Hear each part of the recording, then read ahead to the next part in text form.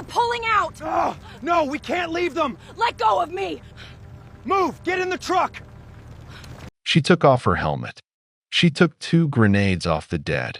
She walked past her squad leader's body into a house where 4 men were waiting, and she did not come back out for 9 minutes. When she came back out, she was carrying a 3-year-old girl on her hip. The girl was not crying. Neither was she. There were 4 enemy fighters in that house when she walked in. There were none when she walked out.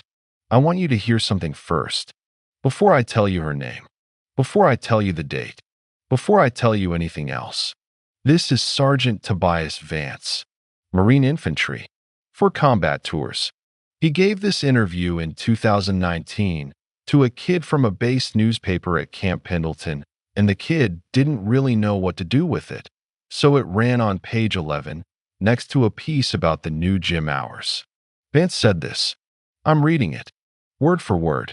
I said it 23 times. Stay in the truck. Stay in the truck.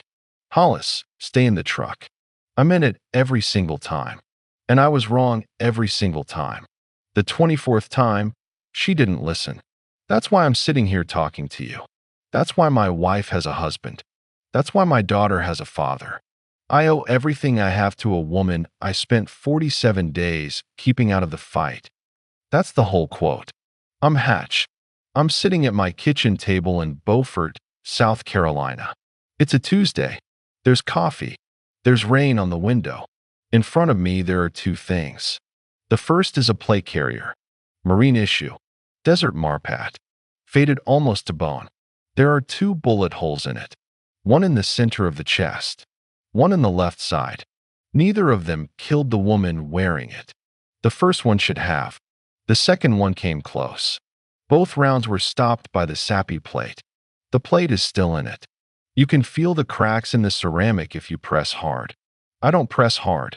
I just look at it. The second thing is 2 pages of paper stapled. The top sheet is a recommendation written from a hospital bed in Landstuhl, Germany, on August 14, 2012. The man who wrote it had a concussion, 3 broken ribs, and a chunk of his left calf missing. He typed it on a borrowed laptop with his left hand because his right shoulder was in a sling. He signed it the same day, spelled his own name wrong, then crossed it out, then signed again. The second sheet is a voluntary request for demotion and roll. Same handwriting, same date. The man on both sheets is Sergeant Tobias Vance. The woman on both sheets is Corporal Daria Hollis, 0311, 27, 2nd Battalion, Helmand Province, 2012. Sit down. This is going to take a while. Daria Hollis was born in Cleveland, Ohio, on March 4, 1989. East Side, Slavic village, the kind of neighborhood where the houses lean, where the porch boards go soft every other April, where you learn early that the city plow stops 2 streets before yours and you shovel from the curb out, not the door in. Her mother was a woman named Linda Hollis, 31 years old when Daria was born, registered nurse, night shift at Metro Health in the cardiac unit, 12-hour shifts, sometimes 13, sometimes 14 if the relief was late. She slept from about 9 in the morning to 3 in the afternoon. She woke up to make dinner. She left for work at 6. That was the schedule for 19 years. Her father was a man named Stephen Hollis. Stephen worked for a small company that resurfaced bowling alley lanes. I'm not making that up. There was a real industry for it once. He was good at it. Patient hands. He left when Daria was 4. He did not say goodbye. He did not leave a note. He left a phone bill, a fishing pole, and a pair of work boots in the closet. Linda threw out the bill and the pole. She kept the boots in the back of the closet for some reason I can't explain, and neither could she. They were still there in 2012 when Daria deployed. They were still there in 2022 when Linda finally moved into a smaller place near her sister. I'll come back to the boots. Daria was a quiet kid. Not shy. Quiet. There's a difference, and you know it if you've raised one or been one. Shy kids want to talk and can't. Quiet kids can talk and choose not to. They're watching. They're filing. Her second-grade teacher, a woman named Mrs. Petrova, wrote on her report card, "Daria does not raise her hand. She answers correctly when called on. She does not seem to need praise. I find this unusual." I have a photocopy of that report card. Linda kept it. Linda kept everything. When Daria was 9, the kitchen sink under the cabinet started leaking. Linda was working a double. Daria watched a man on a public access television show fix a P-trap. Then she went under the sink with a wrench from her father's toolbox. Stephen had left the toolbox too, in the basement, and she fixed it. When Linda came home at 7 the next morning, the bucket under the sink was dry and the wrench was back in its slot. Linda didn't say anything for a few days. Then over breakfast she said, "Daria, the sink." Daria said, "It was the P-trap." Linda said, "Where did you learn that?" Daria said, "Channel 48." That was the conversation. When Daria was 14, she rebuilt the carburetor on her mother's 1996 Plymouth Voyager. She did it in the driveway, in October, with a Haynes manual open on the asphalt next to her, weighted down with a brick. The van ran for 6 more years after that. Linda drove it until 2009. Daria was not popular. She was not unpopular. She existed at her high school the way a load-bearing wall exists in a house. Nobody talks about it. Nobody decorates it. It holds the roof up.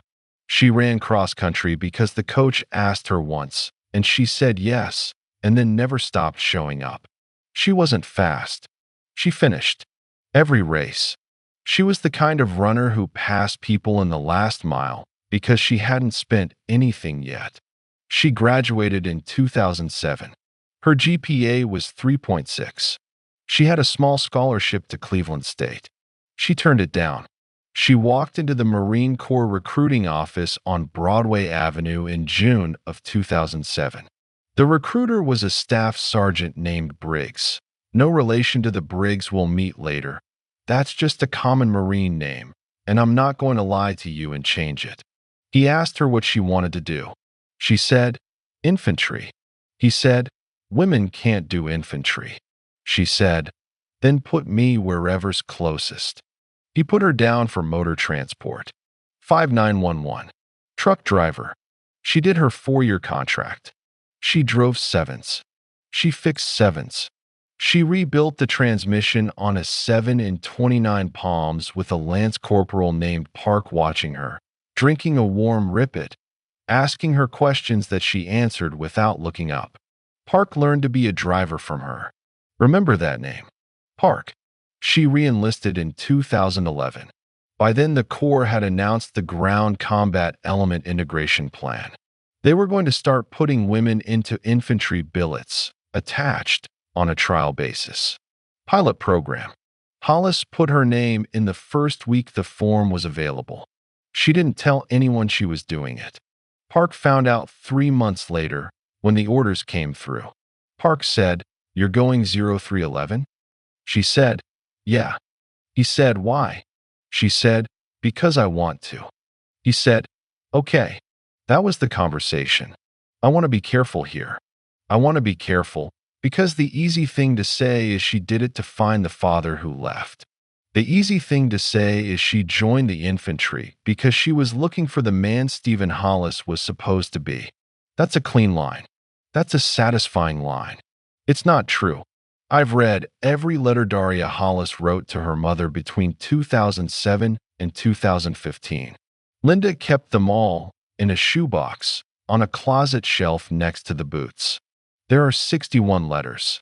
There is not one single mention of her father in any of them. Not one. Not even an absence. Not a mom. I wish Dad could see this. Just nothing. He's not there. He's not anywhere. She didn't carry him. She didn't run from him. He was a man who left, and she was a woman who was busy. That's the truth I can prove. What I can't prove is what's inside a person. So I'll say only what I know. She wanted infantry. She got infantry. She showed up. She did the work. That's all the why I have for you. She arrived at FOB Dalaram 2, Helmand Province, Afghanistan, on June 22, 2012. She was 23 years old. She had a regulation haircut, 2 pairs of broken-in boots, a copy of the Marine Corps Martial Arts Program Manual that she had read 3 times, and a small black notebook with a rubber band around it. The notebook was new. The first page was blank. By the end of the deployment, it would have 107 names in it. Some of them Marines, some of them Afghan, some of them children, some of them men she had to kill. But on June 22, 2012, the first page was blank. That's where we start.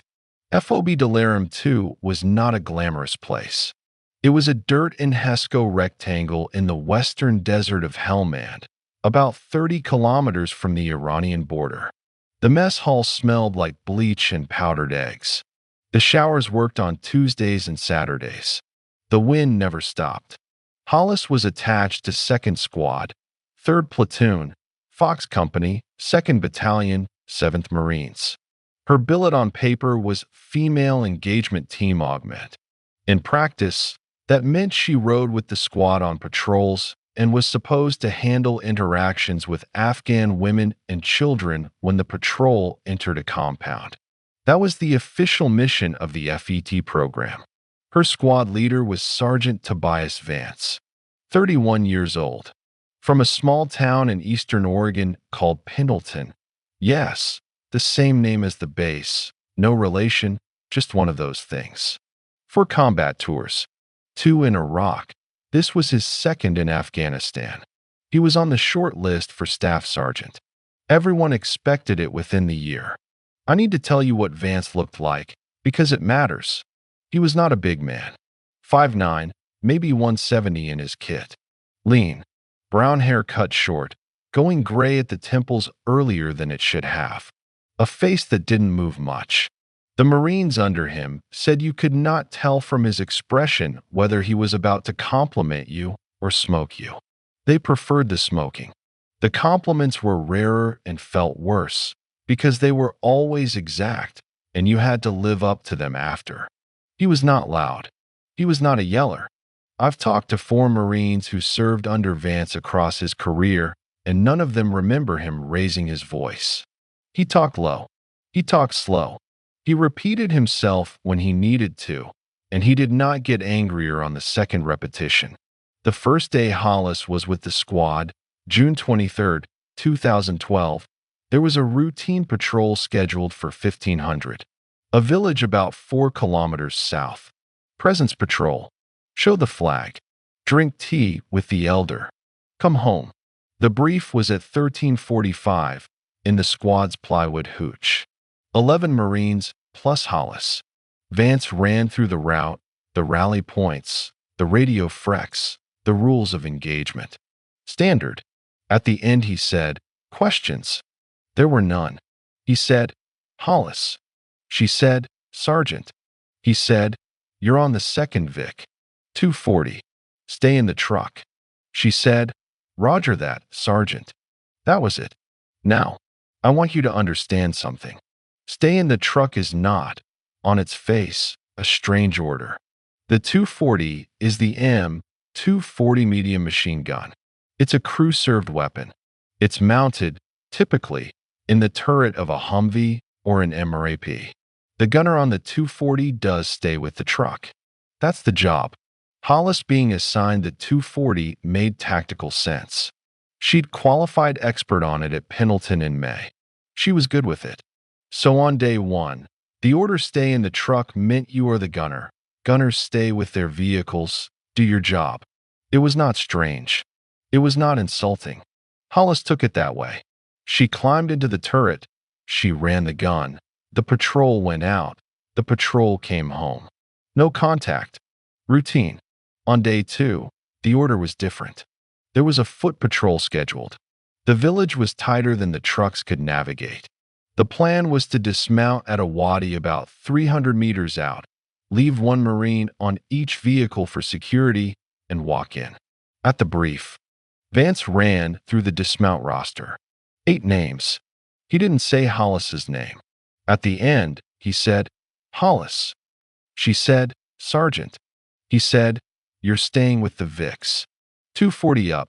She said, Roger, Sergeant. It still wasn't strange. It was a little less expected. She'd thought, on a foot patrol where they had vehicle security to fill, she might be on the ground team. But she was the new attachment. She was the FET. The squad didn't know her yet. Putting her on the gun made sense. On day 3, there was another foot patrol. Same deal. Hollis. Stay with the Vics. 240 up. Roger, Sergeant. On day 4, day 5, day 6. By day 7, she'd noticed. By day 10, the rest of the squad had noticed. By day 15, nobody was commenting on it anymore, because it had become weather. You don't comment on the wind in Helmand. It's just there. There was a driver in Hollis's Vic named Park. Same Park. Lance Corporal Park. He'd been in her motor transport unit at Pendleton. When she went 0311, he'd put his name in for a transfer to follow her, and somebody in the assignment shop had actually approved it. That doesn't happen often. It happened. Park was a small guy, Korean-American, raised in San Diego. Talked a lot when he was nervous, which was always. He liked Hollis because she was the first NCO who had ever taken him seriously back in Motor T. He'd have followed her into the sun. On day 11, after the brief, Park said to her, Lo, while they were doing pre-combat checks on the Vic, hey. She said, yeah. He said, he's not going to take you on a foot patrol. She said, I know. He said, you want me to say something? She said, no. He said, okay. That was the conversation. Let me tell you what 47 days in the truck looks like. It looks like leaving the wire at 0500 and getting back at 1400 and the inside of your turret being 140 degrees by 10 in the morning. It looks like the canvas strap of your gunner's harness leaving a permanent mark on your right shoulder that doesn't fade for 3 months after you come home. It looks like learning the road from above. Hollis could close her eyes and draw you a map of every wadi crossing, every culvert, every kink in the dirt track between Delaram 2 and the 4 villages they patrolled. She knew which farmer's compound had a goat tied to the south wall. She knew which mosque had a green door and which had a blue one. She knew the kid in the 3rd village who waved at every American convoy because he thought we'd throw him candy, and she knew that we usually did, and she knew that on the days we didn't, he stood there waving anyway. She kept the notebook on her left thigh, under the cargo flap. At every halt, she'd pull it out and write. Names of elders Vance talked to. Names of the squad's interpreters. They rotated 3 of them, a young guy named Najib, an older guy named Hamid, and a man in his 50s named Wahid, who had been a schoolteacher before the Taliban. Hollis learned all 3 of their names the first week. By week 3, she was greeting them by name in Pashto. Wahid, the old one, started smiling when he saw her. He had a gold tooth in front. The squad ran 23 patrols in those 47 days. Foot patrols, mounted patrols, joint patrols with the Afghan National Army. 2 key leader engagements. 1 presence operation that got extended to 48 hours when the trucks bogged down in soft sand. 1 contact, a single sniper shot at the lead Vic from about 600 meters. No hits. The squad cleared the compound the shot came from and found nothing. On every single one of those 23 patrols, Hollis was in the turret. She did not complain. Not once. Not to Park. Not in her letters home. Not in the notebook. I have the notebook. I'm going to read you one entry. July 9th, 2012. Day 17. Patrol to Nowzad Village. Departed 0510. Returned 1345. Vance met with Elder M. Karzai, not the president, distant cousin, common name here. Wahid translated. Discussed well repair. Karzai requested fuel for generator. Vance said no. Karzai accepted. Tea served. We left. 240 rounds expended.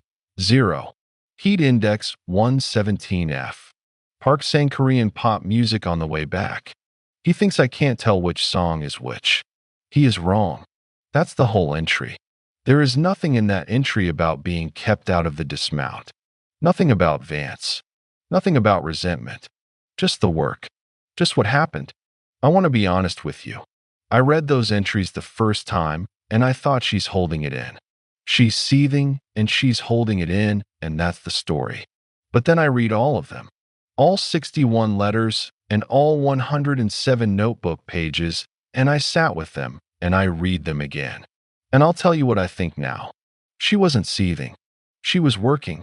She was doing the job she'd been assigned, which was the gun, and she was doing it well, and she was filing everything else. Watching. Filing. The way she'd watched Mrs. Petrova's classroom in 2nd grade. The way she'd watched the man on Channel 48 fix a P-trap. The way she'd watched Park learn to drive a 7. She was watching Vance. She was watching the squad. She was watching the country. She was waiting for the day when the watching would stop and the work would start. She didn't know when that day would be. She didn't know it would be the 8th of August.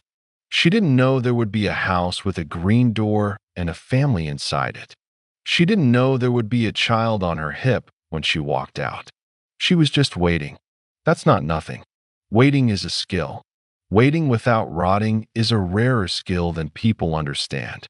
In the meantime, she ran the gun. She kept the gun clean. She kept her notebook.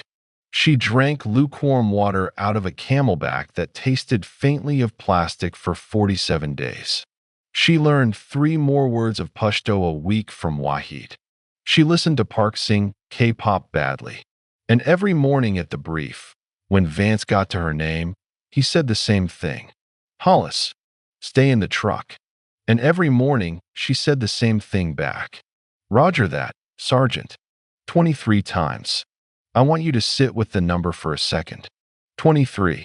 Almost a month and a half of going to work every day and being told, politely, professionally, without malice, that the work was not for you. 23 days of putting on a kit you wouldn't get to use on the ground. 23 days of watching 11 men walk into compounds and come back out without you. She did not crack. She did not complain. She did not file a grievance with the company first sergeant, which she had every right to do. She wrote in her notebook. She ran the gun. She waited. I don't know what I would have done. I served 30 years in this corps, and I don't know what I would have done in her boots on day 23. I think I would have said something. I think I would have been wrong too. She didn't say anything. And on the 24th day, when she walked past Vance's body and into that house, she didn't say anything about the 23 days either. Not then. Not after. Not in the citation interview. Not in the only conversation she ever had with Vance about it, which took place in November of 2012 in a hallway in the Camp Pendleton barracks, and which lasted approximately 4 seconds. I'll get to that. But first I have to tell you why Vance was doing it. Because Vance had a reason. Vance always had a reason. Vance was not a man who did things without reasons. The reason was not in the squad's files. The reason was not in the battalion's files. The reason was in a folder in a records office in Quantico, Virginia, dated October 14, 2010, and it had a different name on it. Her name was Kayla Mendez. She was 22 years old. She was a Navy corpsman attached to Vance's squad in Sanjin, Helmand Province, during his previous deployment. And she died. I need to step out of the story for a minute. I need to take you back 2 years, to October of 2010, to a place called Sanjin, in northern Helmand Province, about 90 kilometers from where Hollis is sitting in her turret in 2012. Sanjin in 2010 was the worst real estate in Afghanistan for an American Marine. 3-5, 3rd Battalion, 5th Marines, lost 25 Marines killed and over 180 wounded in 7 months there. The British had been there before us, and they'd lost more than 100. The place was a meat grinder. IEDs in every footpath. Snipers in every tree-line. The Helmand River Valley narrows there, and the green zone, the irrigated farmland on both sides of the river, is dense, and you cannot see 10 meters into it, and the Taliban knew every inch of it because they had grown up walking it. Sergeant Tobias Vance was a corporal then. He was a fire team leader in 2-7, the same battalion he'd be in 2 years later, but a different company. He was on his second Afghanistan deployment. He was 29 years old. His squad had a corpsman attached. Doc Mendez, hospital man, second class Kayla Mendez, United States Navy, 22 years old. From Albuquerque, New Mexico. 5'2". Black hair she kept in a tight bun under her helmet. She'd been in the Navy for 4 years. Sanjin was her first combat deployment. She'd asked for it. She'd asked for infantry attachment specifically. She was good. She was very good. She was the kind of corpsman the Marines stopped calling Doc within a week and started calling Mendez because she earned her own name. On October 14, 2010, Vance's squad was running a clearance operation through a compound complex on the east side of the Helmand River. Standard work for Sanjin. Move from compound to compound. Clear each one.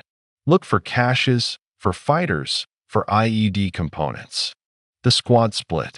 Vance took his fire team and one other Marine, 4 guys plus himself, into a compound on the north end. The rest of the squad, plus Mendez, set up an overwatch position about 80 meters back. Vance cleared his compound. No contact. Coming out, his point man stepped on a pressure plate. The blast killed the point man, a lance corporal named Whitfield. It blew Vance back into the doorway and broke his left leg in 2 places. Vance was conscious. He was on the ground. He was screaming for a corpsman. Standard reaction. You don't even think about it. You scream for Doc. Mendez heard the call. Mendez ran. She ran across 80 meters of open ground that had not been swept for IEDs. She made it 60 meters. The second IED killed her instantly. There wasn't much left to recover. The Marines in the overwatch position had to hold their fire and their positions for 40 minutes until the EOD team could sweep a path to bring Vance out and pick up what was left of Mendez and Whitfield. Vance was awake for all of it. He watched her run. He watched her die. He was the one who had called for her. He spent 6 weeks at Landstuhl and then 4 months at Balboa Naval Hospital in San Diego. The leg healed. He went to the memorial service in Albuquerque. He met Mendez's mother. Her name was Rosa. He told her what happened. He told her exactly what happened, including the part where Mendez had run because he had called for her. Rosa Mendez held his hands and said, "Mijo, she would have gone anyway. That was who she was. You did not kill my daughter. A bomb killed my daughter. Don't you carry her. She wouldn't want that." Vance carried her anyway. He went back to Pendleton. He made sergeant. He got his own squad. He volunteered for the 2012 rotation. He did not talk about Mendez. Not to his Marines. Not to the chaplain. Not to his wife. He'd gotten married in 2011 to a woman named Sarah, an emergency room nurse he met at Balboa. Sarah knew Vance had lost a corpsman. She did not know the details. He wouldn't give them. She loved him anyway. She was patient. She figured he'd talk when he was ready. He wasn't ready.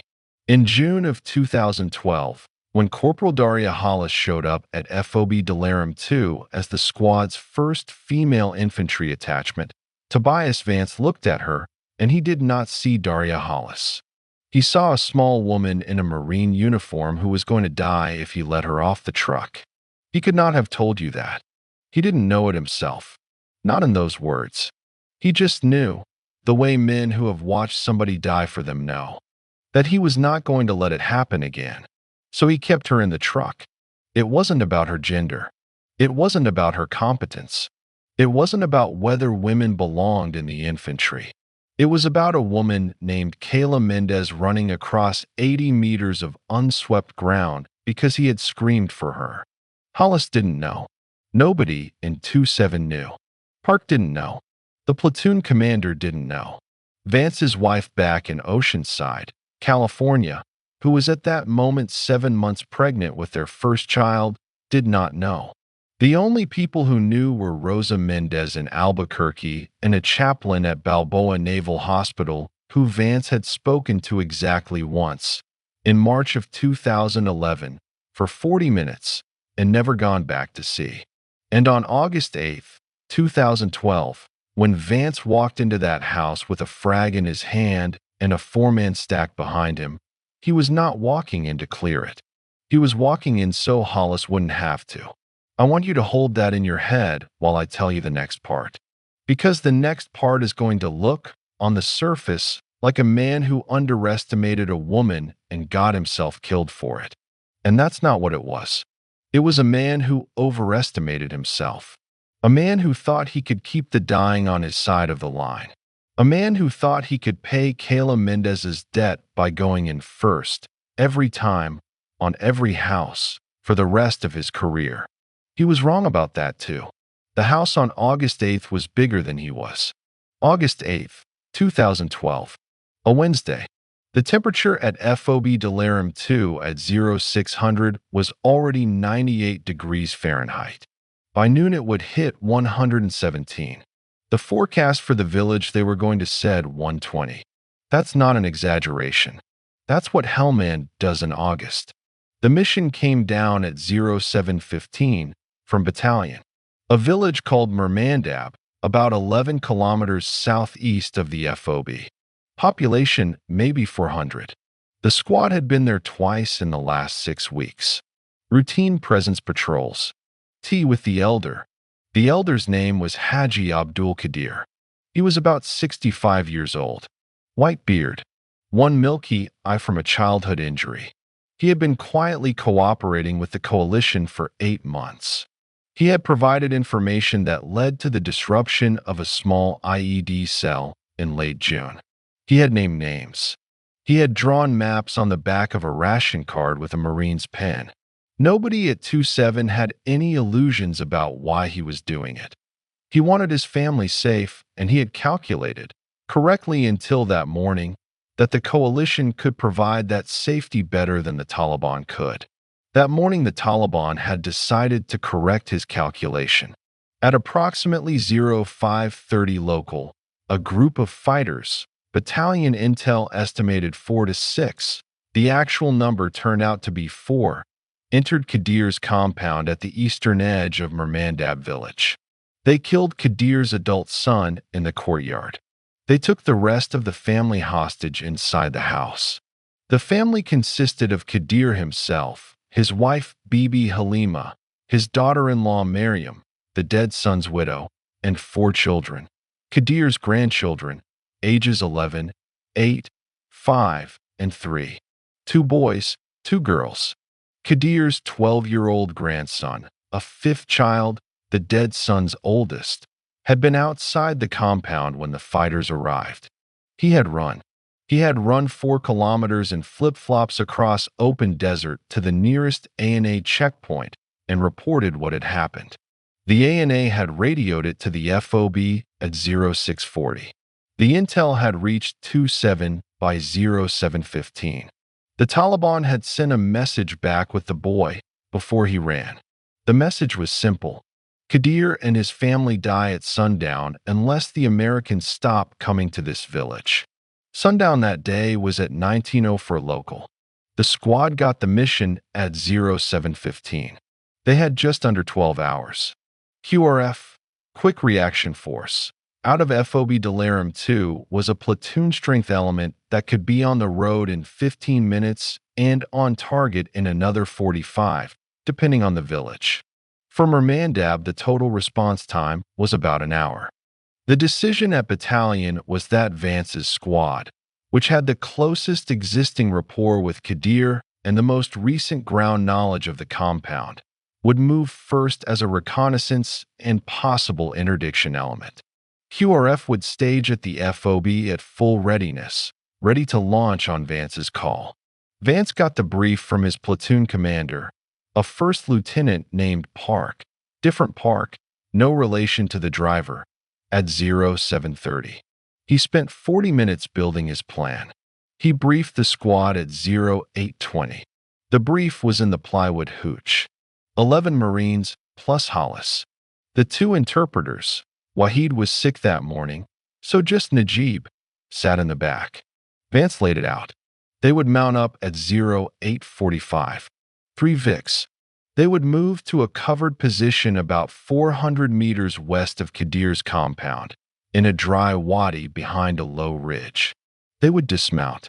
They would advance on foot to a forward observation position about 150 meters from the compound. They would conduct a leader's recon. They would assess 2 outcomes. Outcome 1. The situation looked stable enough to wait for QRF. They would hold and wait. The QRF would arrive. The QRF would assault with the squad in support. Outcome 2. The situation looked like it was deteriorating. Fighters appearing to be preparing to execute hostages. Anything time critical. The squad would assault immediately with a 4-man stack, frag and clear, get the hostages out, hold the compound until QRF arrived. Vance was very clear about the criteria for outcome 2. Imminent execution only. Visible weapons being raised on hostages.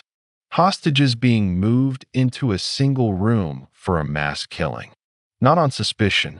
Not on a hunch. Visible. He assigned the stack. Himself at 1. Corporal Donovan at 2. Lance Corporal Reyes at 3. PFC Briggs. This is the Briggs who matters, our Briggs, at 4. He assigned the support element. Sergeant Park. Different Park. The platoon Park. Just to be confusing, the lieutenant. Wait, I misspoke. Let me say it again. The driver was Lance Corporal Park. The platoon commander was First Lieutenant Park. 2 different Parks. The platoon commander was at the FOB coordinating QRF. He wasn't on the patrol. There's only 1 Park on the ground at Mermandab, and that's the Lance Corporal, the driver, our Park. I apologize. The Marine Corps has too many Parks. It's not my fault. Vance assigned the support element. 2 Marines on each Vic. 1 driver, 1 gunner. The gunners would maintain overwatch on the compound from elevated positions on the ridge. He got to Hollis last. He said, Hollis. She said, Sergeant. He said, you're on Vic 2. 240 up. Overwatch from the ridge. You have eyes on the north and east faces of the compound. If anything moves on those faces that isn't friendly, you engage. You do not leave that gun. She said, Roger that, Sergeant. He held her eye for about a second longer than usual. He said, Hollis, stay in the truck. She said, Roger that, Sergeant. That was the 24th time. The Marines in the hooch did not react. They had heard it 23 times before. It was weather. Park looked at her. She didn't look back. Briggs, who was 19 years old and on his first deployment, was the only one in the room who didn't fully understand that this was a thing. Briggs thought Vance was just being thorough. Briggs would later say, in an interview in 2017, I thought he was just reminding her of her sector. I didn't know it was, like, a thing. I was new. I missed a lot of stuff like that. Briggs is being generous to himself. He didn't miss it. He just hadn't thought about it. There's a difference. The brief ended at 0840.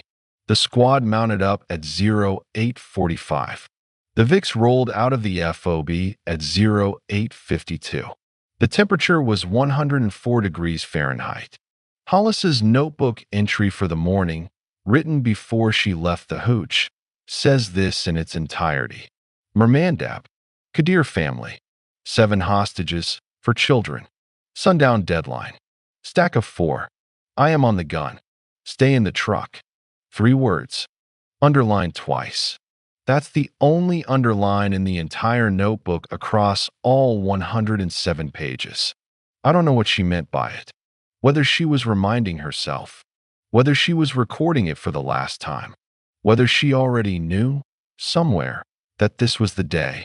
I don't know. She has never said. I have not asked her. Some questions you don't ask. The VIX arrived at the Wadi position at 0941. The dismount happened at 0943.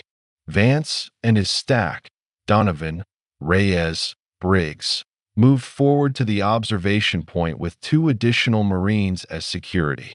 They reached the OP at 0958. From the OP, Vance could see the front face of Kadir's compound, the south face, at 150 meters. He could not see the back. He could not see the inside. He observed for 22 minutes. At 10:20, he saw what he was looking for. A fighter appeared on the roof of the main building. The fighter was armed with a PKM medium machine gun. He set up a firing position on the south parapet, oriented outward toward the village approaches. 2 minutes later, a second fighter appeared at the front gate of the compound, AK-47, also looking outward. They were setting up a defensive perimeter. They were expecting an assault. Then Vance saw something else. A third fighter exited the main building dragging a child. The child was a girl, approximately 8 years old. The fighter dragged her by the hair across the courtyard to the small mud brick outbuilding on the west side of the compound, a livestock pen, empty that day. He shoved her inside. He came back to the main building. 2 minutes later, he exited again with a second child. He dragged that one to the same outbuilding. He was separating the children from the adults. He was concentrating them. Vance keyed his radio. He spoke to Lieutenant Park back at the FOB. He spoke calmly. 6, this is 2-3 actual. I have visual on hostage relocation. Children being concentrated. I am calling outcome 2. We are going to assault. Get QRF moving. Lieutenant Park acknowledged. He launched QRF at 10:26. QRF estimated arrival at Mermandab, 11:05. Roughly 40 minutes out. Vance was not waiting 40 minutes. He had watched 2 children dragged across a courtyard. He believed, correctly, that all 4 children would be in that outbuilding within 10 minutes, and that an RPG round into that outbuilding would solve the hostage problem permanently for the Taliban with the press of a trigger. He had to move now. He briefed Donovan, Reyes, and Briggs at 10:27. They would move along a small irrigation ditch to the north wall of the compound, dead ground from the rooftop PKM, and breach the side door. Frag down the central hallway, clear from the back of the house forward. Get the adults out the front gate. Get the children out of the outbuilding. Hold the compound until QRF. They moved at 10:29. Park and Hollis, in Vic 2 on the ridge, had eyes on the north and east faces. Hollis was behind the 240. Park was in the driver's seat with the door open, monitoring the radio. Hollis watched Vance's stack move along the irrigation ditch. She watched them stack on the north wall. She watched Briggs, the 4th man, set the breaching charge on the side door. She watched the door blow inward at 10:34. She watched Vance throw the first frag through the door at 10:34 and 12 seconds. The first frag went down a short entry corridor and around a corner into what Vance believed was an empty room. The room was not empty. The room had a fighter in it. The fighter was crouched behind a low mud wall, a household feature, a divider between the cooking area and the main room, and the frag landed on his side of the wall. The wall absorbed most of the blast. The fighter survived, deafened and bleeding, but combat effective. He came around the corner with his AK as Vance and Donovan entered. He fired a burst at chest height. Donovan, the second man, took 3 rounds in the upper chest above his plate carrier. He died standing up. He fell across the doorway, blocking it. Vance, in front of Donovan, took 1 round in his right shoulder. The round shattered his scapula and exited through his trapezius. He went down forward, into the room, past the wall, onto the same side as the fighter. Vance and the fighter were now approximately 2 meters apart, on the same side of the cooking wall, both on the ground, both with weapons. Vance was faster by about a half-second. He shot the fighter in the face with his M4. The fighter died, but the noise, the breach, the frag, the burst, the return shots, had alerted the rest of the house. A second fighter, who had been upstairs, came down the central staircase with a hand grenade. He rolled it down the corridor toward the door. Reyes, the third man in the stack, was trying to pull Donovan's body clear of the doorway to get to Vance. Reyes saw the grenade. Reyes had about 2 seconds. He did what good Marines do. He shouted, "Grenade," and turned his back to it to shield Briggs, who was directly behind him on the threshold. The grenade detonated. Reyes took the full blast in his back. His plate carrier absorbed nothing meaningful. He died instantly. Briggs, behind him, was thrown backward out the door and into the dirt of the courtyard. He took shrapnel in his right thigh, his left forearm, and the right side of his face. He was conscious. He was bleeding badly. He could not stand. Inside the house, Vance was unconscious. The frag's overpressure, combined with the blood loss from his shoulder, had taken him under. He was alive. He was breathing. He was not going to be breathing for long if nobody got to him. The second fighter, the one who had thrown the grenade, was now coming down the corridor with his AK. 2 other fighters in the house were moving. One was upstairs. One was somewhere in the back. Both were alive. Both were armed. Both knew that Americans were in the house and that the Americans were down. The 7 hostages were alive. The 2 children were in the outbuilding. The other 2 children, plus the 3 adults, were in a back bedroom on the ground floor. The time was 10:34 and 51 seconds. QRF was 31 minutes out. Outside in the courtyard, Briggs was on his radio. He was screaming, 2-3 is down. 2-3 is down. Donovan and Reyes are Kia. Vance is down inside the house. I can't see him. I can't get to him. I am hit. I cannot enter. Need medevac. Need QRF now. QRF now. Up on the ridge, in Vic 2, Hollis heard every word. She also heard, in the background of Briggs's transmission, the sound of an AK firing inside the house. 3 short bursts. Not at Briggs. Aimed somewhere else. Aimed at hostages, maybe. Aimed at Vance, maybe. She lowered the 240. Park, in the driver's seat, looked up at her. She climbed down out of the turret. She moved fast. Not panicked. Fast. She unhooked her gunner's harness. She climbed down the side of the Humvee. Park was already out of the driver's seat. He was standing beside the Vic with his M4 in his hands, watching her, waiting. She took her helmet off. She set it on the hood of the Humvee, carefully, upright, the way you'd set down a coffee cup you didn't want to spill. She did not throw it. She did not toss it. She set it down. I have asked 3 combat veterans why she took the helmet off. The answers I got were: 1. Weight. A Kevlar helmet plus night vision mount weighs about 4 pounds. In a heat index of 120, with the work she was about to do, for pounds matters. 2. Peripheral vision. A helmet restricts the upper field of view by a few degrees. In a dark interior, clearing room to room, those degrees can be the ones a fighter is standing in. 3. Hearing. The helmet's chin strap and ear cups, even with the ear cups flipped up, muffle sound by a measurable amount. In a house where she had to track the location of multiple fighters by sound, she wanted clean ears. All 3 are probably true. Hollis has never explained. When the citation officer asked her, in November of 2012, why she removed her helmet, she said, "It was in the way." That's the entire answer she gave. The citation officer didn't press her. He wrote down it was in the way and moved on. She moved to Vic 1, which had Donovan's gear stowed in the back. Donovan had been carrying 2 M67 fragmentation grenades on his plate carrier. He had taken them off and stowed them in his pack before the dismount, because the stack was carrying the breaching frags separately and he hadn't wanted the weight doubled. The pack was in Vic 1.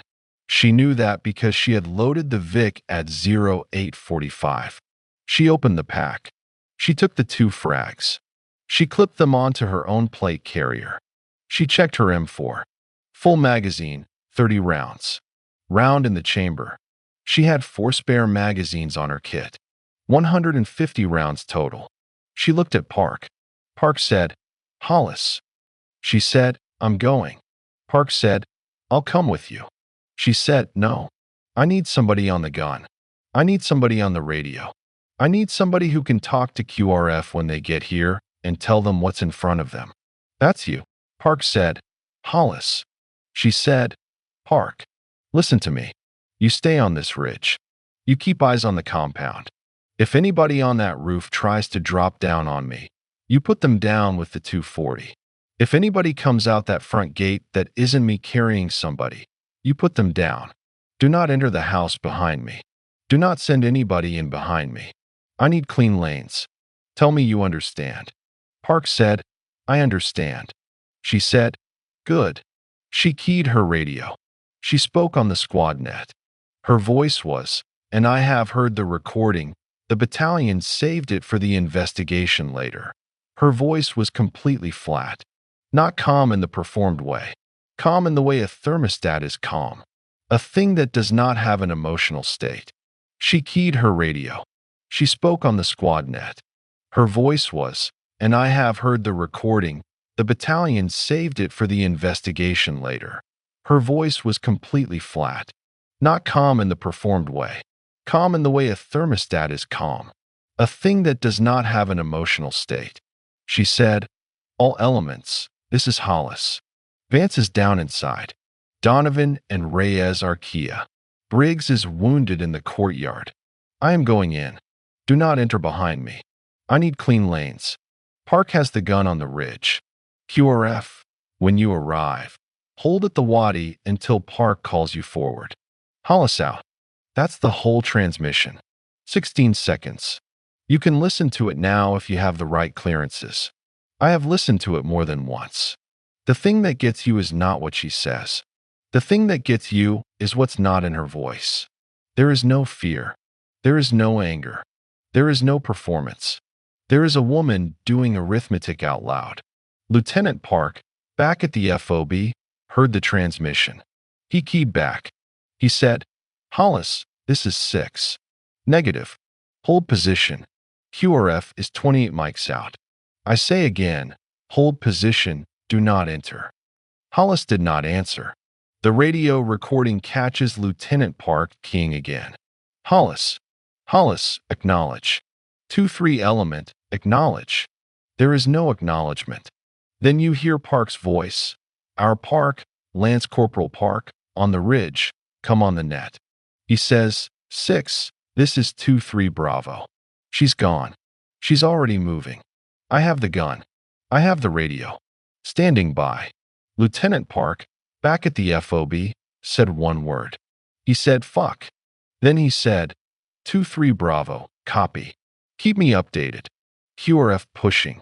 That was at 10:36 and 4 seconds.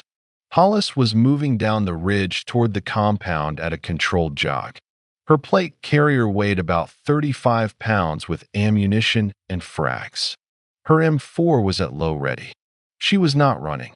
She was moving the way you move when you have decided that the next 9 minutes will require everything you have and you are not going to spend any of it before you arrive. She came down the back side of the ridge in dead ground from the compound's roof. She crossed the irrigation ditch at the same point Vance's stack had used.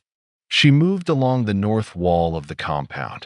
She reached the breach side door at 10:37 and 40 seconds. She paused at the door. Inside, she could hear an AK firing. Single shots now, not bursts. Aimed shots. Methodical. Somebody was either shooting Vance or shooting at something the shooter believed was Vance. She could hear a woman screaming in Pashto. One of the hostages. Adult voice. From the back of the house. She could hear a child crying. Different sound, higher, from the same direction. She could not hear the outbuilding. The outbuilding was on the west side of the compound, and the wall was thick. The two children dragged across the courtyard earlier were alive or they were not, but she could not change that from the doorway. She filed it. She would get to them. She took a breath. One breath. Through the nose. Out through the mouth. She went through the door. I am going to walk you through the next 9 minutes the way the investigators walked through them. 6 weeks later, with Hollis sitting in a folding chair in a tent at FOB Delarum 2, answering questions about each room, each shot, each decision. I have read the transcript. It is 41 pages. She is not eloquent in it. She is precise. I will be precise too. I will not dramatize.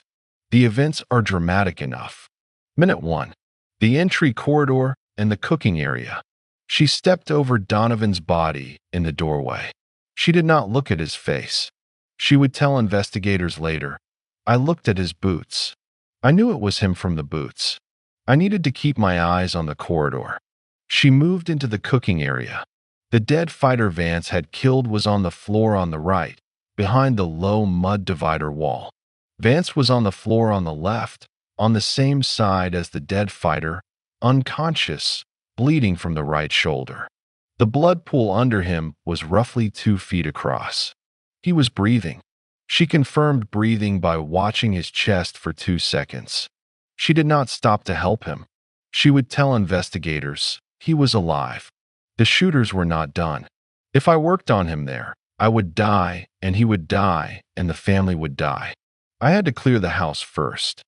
She moved past Vance, deeper into the cooking area, weapon up, scanning. The cooking area opened into a short hallway that ran toward the back of the house. The hallway had 3 doors. One on the right, closed. One on the left, open. One at the end, closed. The AK fire she had heard from outside was coming from the open door on the left. Minute 2. The first tango. She moved to the open door on the left. She did not enter. She listened. She heard a man's voice, speaking Pashto, low and angry. She heard the slide of a magazine being changed on an AK. The fighter was reloading. She stepped into the doorway as he was seating the new magazine.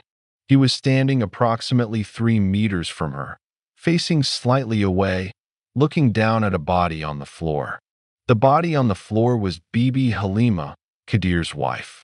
She was dead. The fighter had been executing hostages. He had killed Halima. He was about to walk into the back bedroom where the rest of the family was. Hollis would later learn that he had killed Kadir himself, the old man, in the front room 10 minutes earlier, before Hollis had even left the ridge. She shot the fighter twice in the upper back. He fell forward across Halima's body.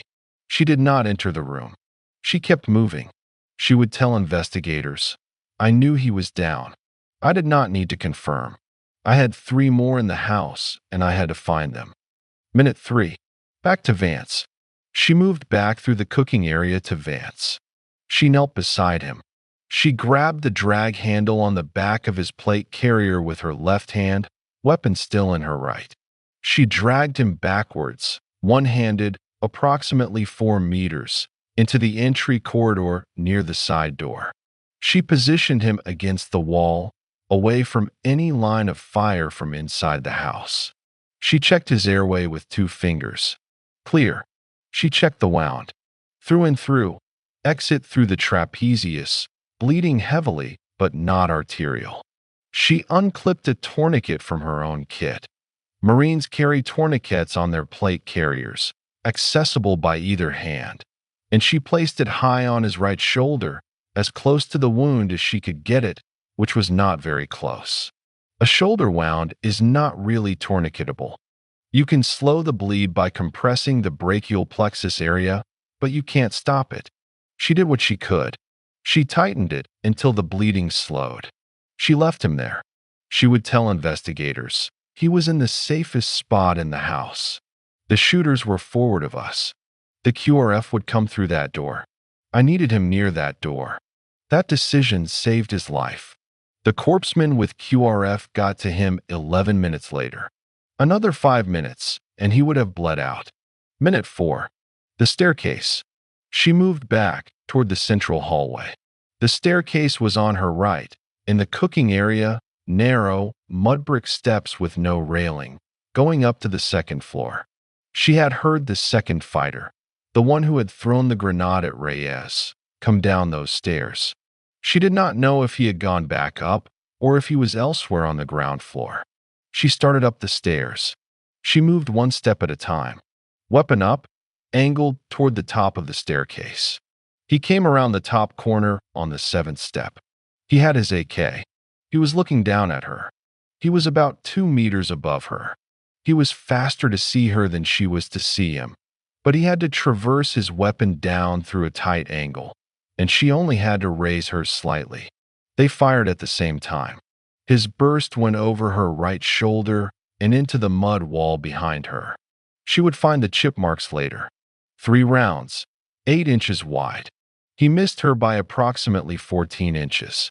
Her shot, one shot, deliberate. She did not have the angle for a second, caught him in the throat, just below the chin. He fell down the stairs past her. She stepped sideways against the wall to let him pass. He landed at the bottom of the stairs, dead. She continued up the stairs. She cleared the second floor.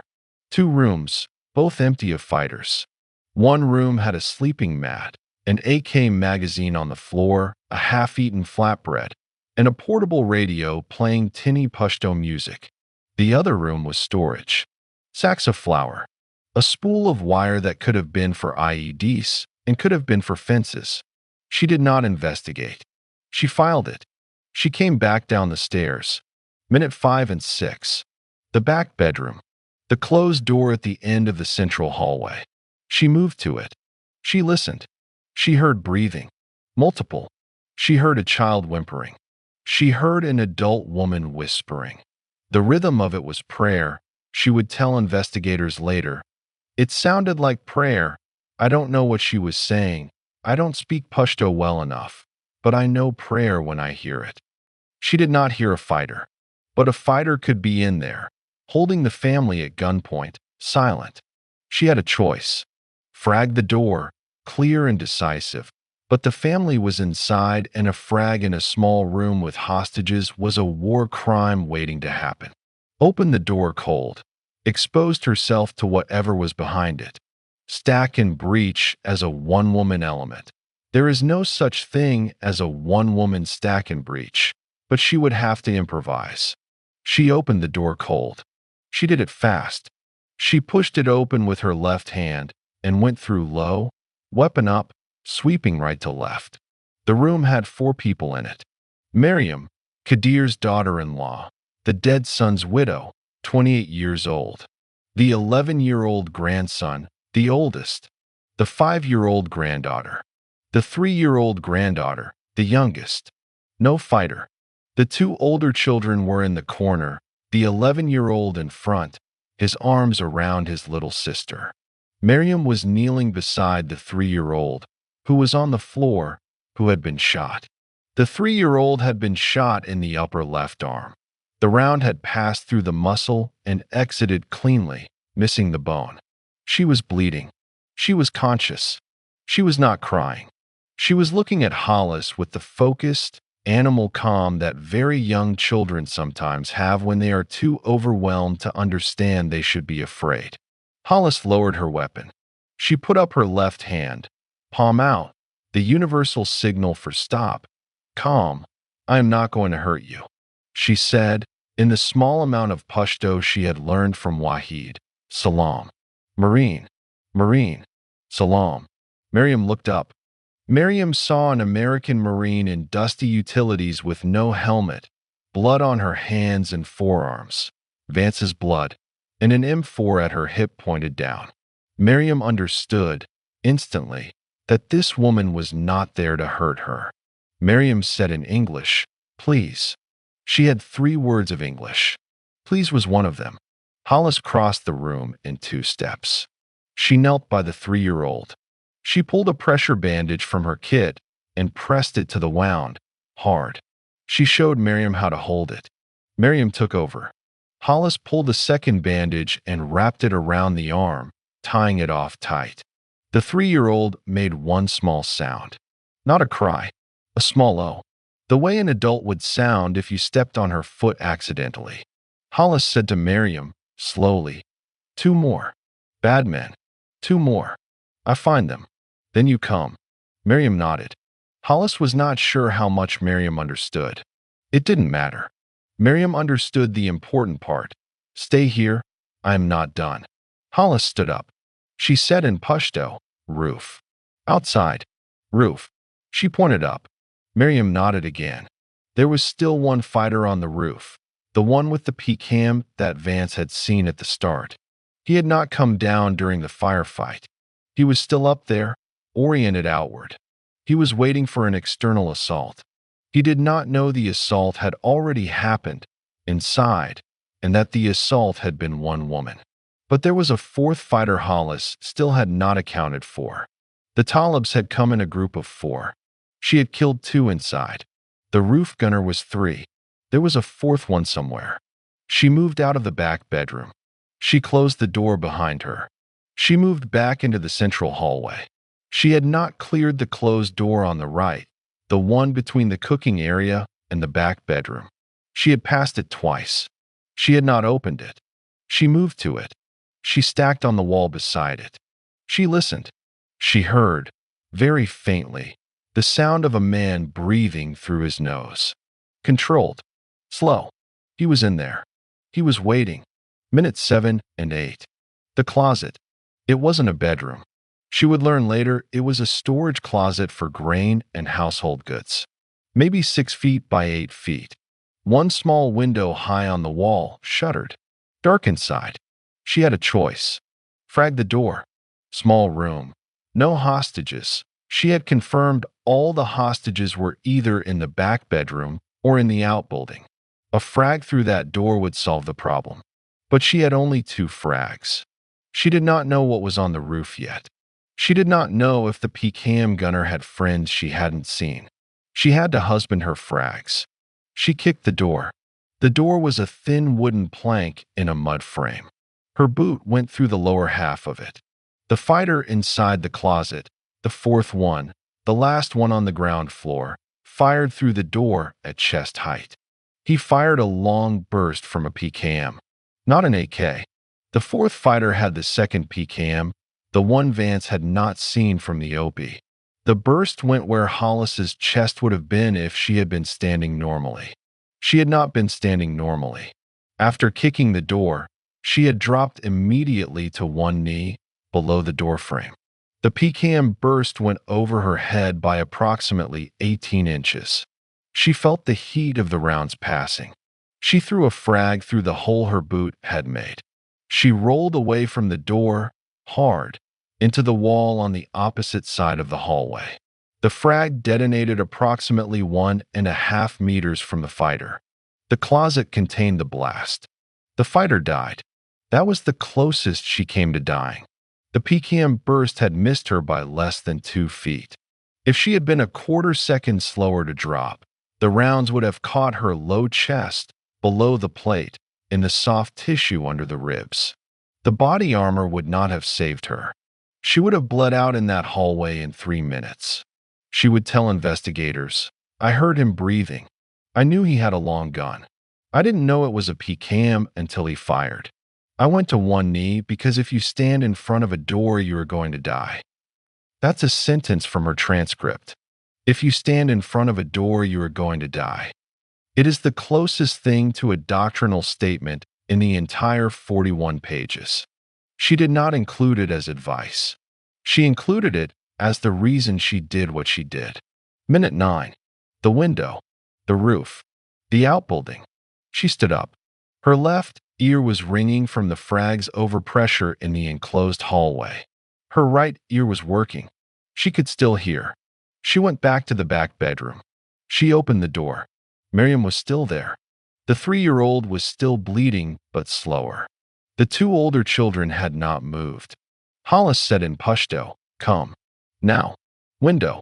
She crossed the room to the small window on the back wall. north wall of the house, opposite the central hallway. The window had wooden shutters. She unlatched them. The window was about 3 feet off the floor, 2 feet wide. It opened onto the back of the compound, away from the front gate where the surviving fighter on the roof would expect movement. She lifted the 3-year-old first. Miriam handed her up. Hollis passed the child through the window to the open air. The drop on the other side was about 4 feet to dirt. She set the child down gently, as far from the wall as she could reach. The child stood up on her own legs. She did not run. She waited. Hollis lifted the 5-year-old next. Same. Down to the dirt.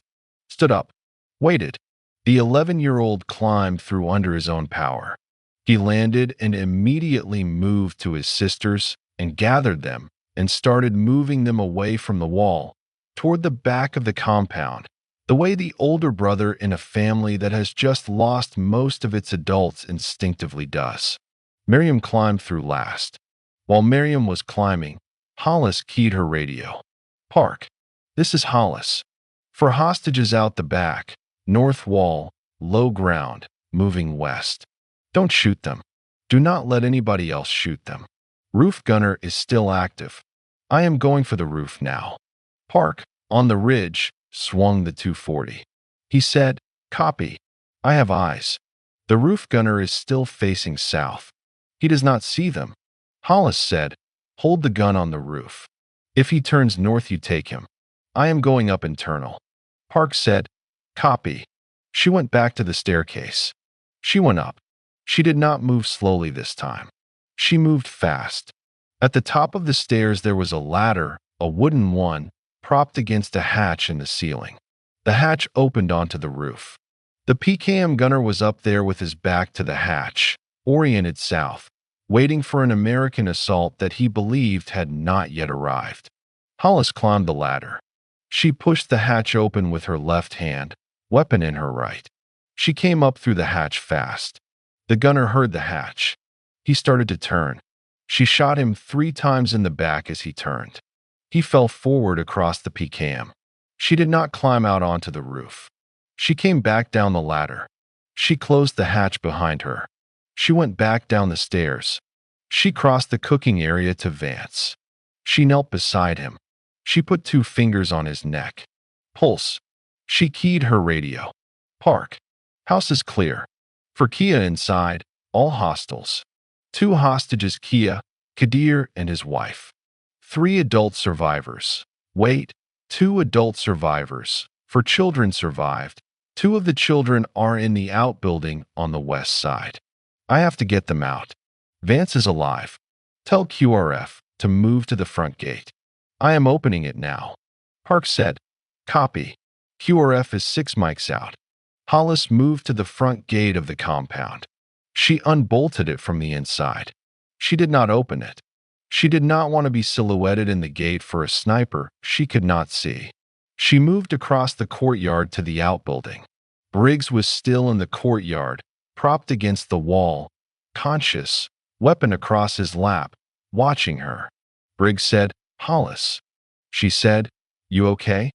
He said, I'm okay. I'm hit. I'm okay. She said, Hold. She went to the outbuilding. She opened the door slowly.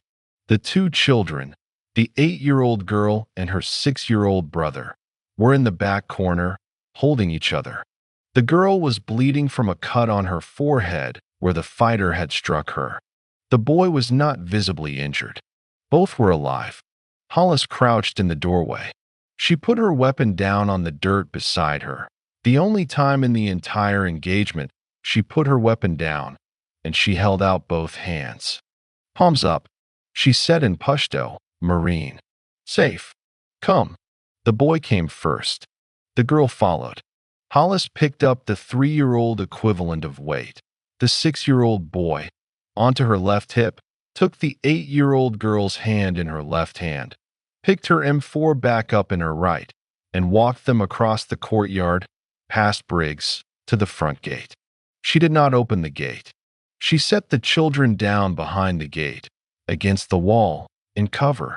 She knelt next to Briggs. She looked at his thigh. The shrapnel wound was bleeding, but not arterial.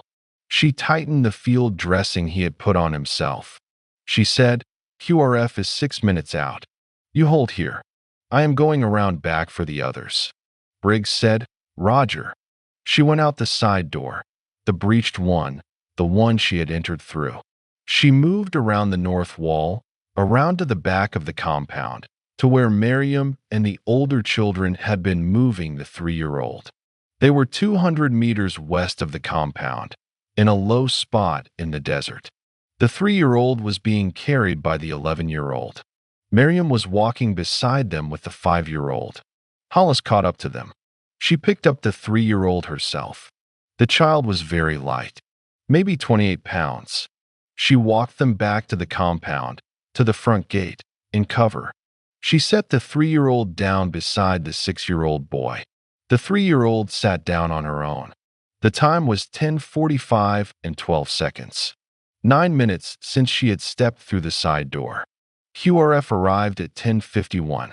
The QRF platoon came in hot. For MRAPs, 28 Marines, 1 Navy corpsman, 1 EOD tech, 1 intelligence officer. They had been briefed over the radio by Park during the inbound run. They knew Vance was down inside.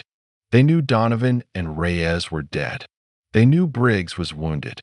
They knew Hollis had cleared the house. They did not, in any of their imaginations, believe Hollis had cleared the house alone. The platoon commander, a captain named Riley, dismounted at the front gate at 10:52. He had his weapon up.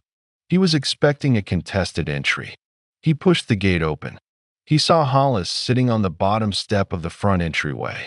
She was sitting on the step the way a person sits on a porch. Her M4 was across her knees. Her helmet was not on her head. It was still up on the ridge, on the hood of Vic 2, where she had set it down 15 minutes earlier. Her hair was matted with sweat. There was blood on her hands, blood on her forearms, blood on her cheek. None of it hers. All of it from Vance and from the children. On her lap, sitting upright, was the 3-year-old girl. The 3-year-old was holding Hollis's left index finger in her right hand. She was not crying. She was not making any sound at all. She was looking at Captain Riley with the same focused calm she had looked at Hollis with. To Hollis's left, against the courtyard wall, the other 3 children were sitting in a row. The 11-year-old, the 8-year-old girl, the 6-year-old boy, the 5-year-old girl. Miriam was crouched in front of them, her arms around as many of them as she could reach. To Hollis's right, against the opposite wall, Briggs was propped up, conscious, weapon ready, watching the gate. Inside the house, deeper, Captain Riley could see Vance, propped against the wall by the side door, pale, breathing, alive. Captain Riley would later say, in his own debrief, "I had been a Marine for 19 years. I had been in 3 combat deployments. I had never in my life walked into a scene I understood less in the first 3 seconds. Then I looked at Hollis and I understood it completely. I just couldn't believe it."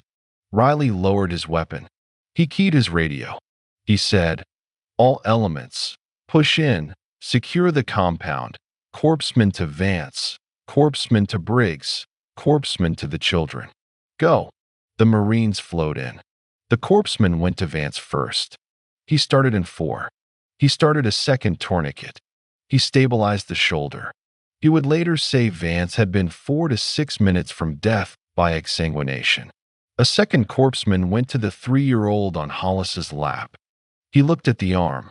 He looked at the bandage Hollis had tied. He said to Hollis, "Who did this dressing?" Hollis said, "Me." He said, "Who did this dressing?" Hollis said, "Me." He said, "It's good. It's a good dressing. She's going to keep the arm. She's going to be okay." Hollis nodded. She did not say anything. The 3-year-old was still holding her index finger. The corpsman tried, gently, to take the child off Hollis's lap so he could work on the arm more thoroughly. The child made a small sound and tightened her grip on the finger. The corpsman looked at Hollis. Hollis looked down at the child. She did not move. The corpsman said, I can work on it where she is. Hollis said, okay. He cut away the bandage. He cleaned the wound. He redressed it. He gave the child a small dose of pediatric pain medication from his kit. The child took it without complaint. She did not let go of Hollis's finger the entire time. When the corpsman was done, he said, she needs to come back with us. She needs surgery in the next 12 hours, or the muscle is going to atrophy. Hollis said, okay. He said, who's coming with her? Hollis looked at Miriam. She said in Pashto, mother. With child. Marine truck. Hospital. Safe. Miriam nodded. She came over and knelt beside Hollis. She put her hand on the 3-year-old's head. The child looked up at Miriam. She looked back at Hollis. She made a small decision in the way 3-year-olds make decisions, and she reached for Miriam with her free hand. Miriam picked her up. The child let go of Hollis's finger. Hollis flexed her hand once. She stood up. She walked over to where they were loading Vance onto a litter. The corpsman had him stable. He was still unconscious. They were going to get him onto a bird at the FOB, and from there to Camp Bastion, and from there to Landstuhl. The corpsman gave him a 40% chance of full recovery and a 90% chance of survival. The math would prove generous on both counts. He would survive. He would recover. He would walk with a limp for the rest of his life. Hollis stood by the litter. She looked at Vance for about 4 seconds. She did not touch him. She did not say anything. Then she walked back out the front gate. She walked up the ridge to Vic 2. Her helmet was where she had left it, on the hood, upright. There was a thin layer of dust on it. She picked it up. She put it on. She climbed back into the turret. She put her hands on the 240. Park, in the driver's seat, looked up at her. He said, Hollis.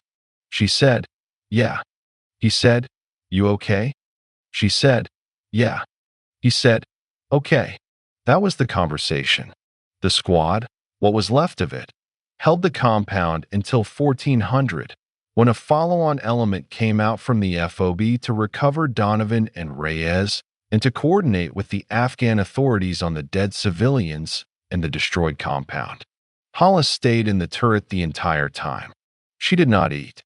She drank water from her camelback. She kept her hands on the gun. Park brought her an MRE at one point, and she set it on the floor of the turret and did not open it. They got back to FOB Delarum 2 at 1620. Hollis turned in her weapon. She cleaned her weapon. She turned in her ammunition count. She had fired 11 rounds from her M4 and thrown 1 frag. She still had 19 rounds in her primary magazine, all 4 spare magazines untouched, and 1 frag clipped to her plate carrier. She turned in the second frag. She walked to the showers. She showered with her uniform on, the way you do when you have somebody else's blood on you and you do not want to look at it on your skin. She let the water run brown for about 4 minutes and then clear.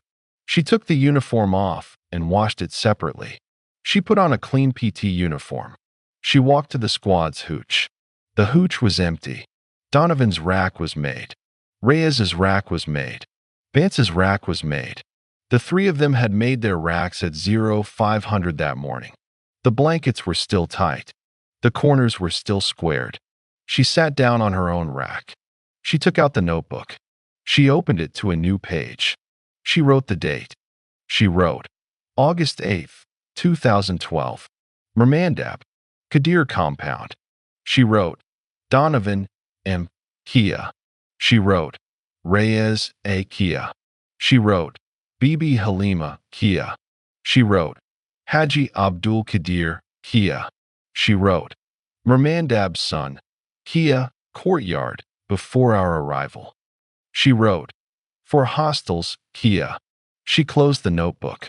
She put the rubber band around it. She put it under her pillow. She lay down. She did not sleep. She lay there with her eyes open until reveille the next morning. That was August 8th, 2012. I want to stop the story for a minute. I want to be careful here because there is a version of this where I tell you what stay in the truck means. There is a version where I tell you what Vance learned, What Hollis learned, what we all should learn. There is a version where I tie it up in a small bow and hand it to you and say, "Here, carry this home." I am not going to do that. I am going to tell you only what I know. I know that a man can say a sentence 23 times and mean it every time and be wrong every time. I know that the wrongness does not become visible to him until the 24th day, in a hospital bed in Germany, with a shoulder he will never use again the same way.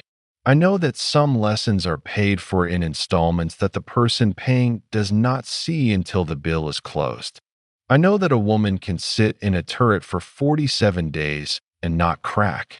I know that she can be told 23 times that the work is not for her, and she can hear it 23 times, and on the 24th time she can do the work anyway, without resentment, without speech-making, without a single backward glance at the man who told her no. I know that this is not a story about a woman proving a man wrong. The man was wrong. She did not need to prove it. He proved it himself, on a hospital bed, on a borrowed laptop, with his left hand. It is also not a story about a woman who earned her place. She had her place. She earned it before she got there. She earned it in a driveway in Cleveland with a Haynes manual under a brick. She earned it on a cross-country course where she passed people in the last mile because she had not spent anything yet. She earned it in a motor pool in 29 Palms with a transmission across her lap. The Marine Corps did not give her a place that day in August. She walked into a place that was already hers, and she did the work that was waiting for her. The only thing she did on August 8th that she had not already done was stop waiting. That's the whole thing. A sergeant says a sentence for 47 days because he does not know how to say a different one. He is not a bad man. He is not a coward. He is a man carrying a woman named Kayla Mendez across 80 meters of unswept ground, and he is going to carry her until somebody puts her down for him. And the only person who can put her down for him is somebody who walks into a house and comes back out and does not need to be carried. Hollis put Mendez down for him. She did not know she was doing it. She was just doing the work. He knew. He knew when he woke up in Landstuhl 4 days later, and he asked the nurse for a laptop, and she said, "You need to rest, Sergeant." And he said, "I will. After this." That's where we go next. Sergeant Tobias Vance regained consciousness at Landstuhl Regional Medical Center in Landstuhl, Germany, at 0440 local time on August 12, 2012. For days after the assault on the Kadir compound, he had been moved through 3 facilities to get there. FOB Delarum 2 to Camp Bastion by helicopter, Bastion to Bagram by C-130, Bagram to Landstuhl by C-17 with a critical care team on board. He had been unconscious or sedated for all of it. He woke up in a private room. There was an 4 in his left arm. His right shoulder was immobilized in a brace that ran from his neck to his elbow. His left leg was elevated. He had 3 broken ribs from the breaching frags over pressure, a missing chunk of his left calf from a piece of shrapnel he did not remember taking, and a concussion that would, the doctors told him, affect his short-term memory for several weeks. His wife Sarah was in the chair beside the bed. She had flown from Oceanside, California, the day after the notification, with their 5-month-old daughter Eliza in a sling. Eliza was asleep in the chair beside Sarah, in a portable bassinet a nurse had found somewhere. Vance looked at Sarah for a long time before he spoke. He said, "Did everybody make it?" Sarah said, "Tobias, don't.